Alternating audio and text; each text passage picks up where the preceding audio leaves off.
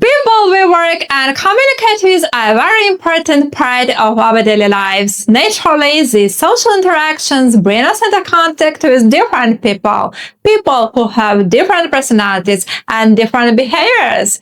But sometimes it may feel uncomfortable to comment directly on another person's character or behavior, whether you want to compliment someone or make a constructive remark.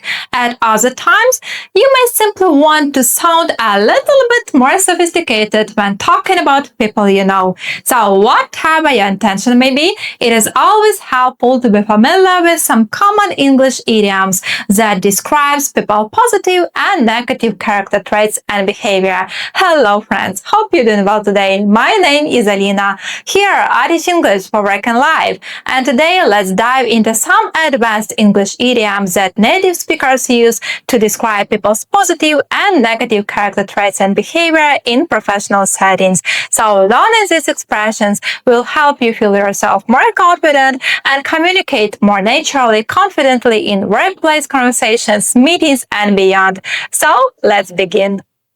Let's start with some so-called positive idioms that are used to describe positive character traits and behavior.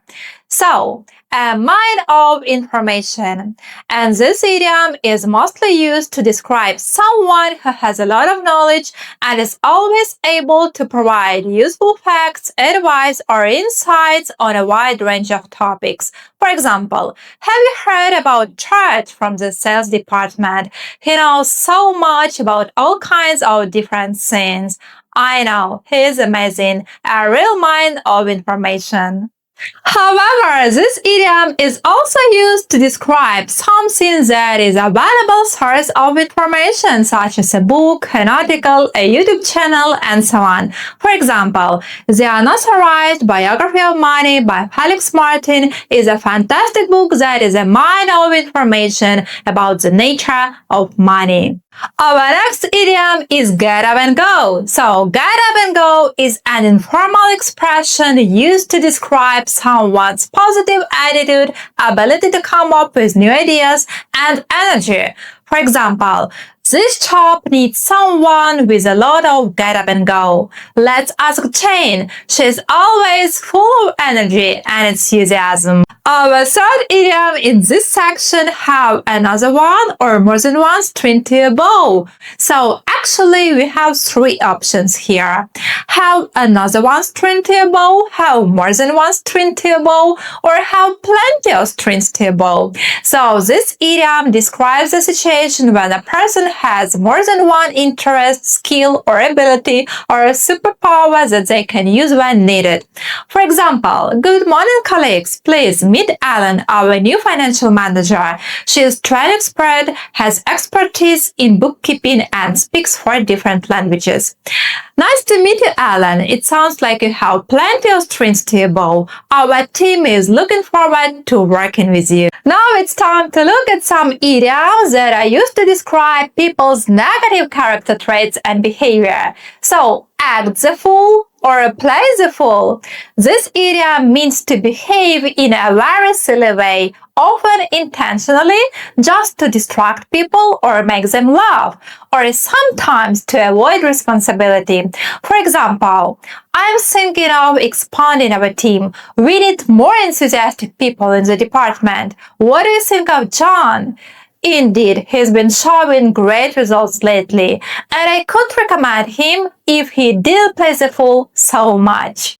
Our next idiom, look out for number 1. And this idiom is about doing what you think is the best for yourself and not caring about others. In other words, being completely selfish. For example, I notice that Sarah always chooses the easiest tasks and avoids helping others when the team is under pressure.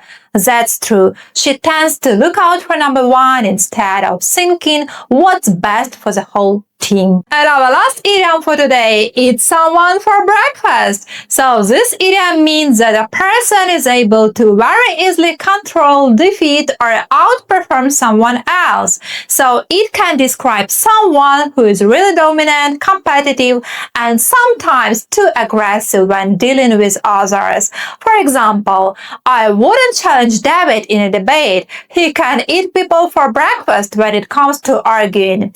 I agree. He is extremely competitive and always wants to prove he's right. Great job, friends! And as usual, it's time to practice a little bit. So please just repeat after me.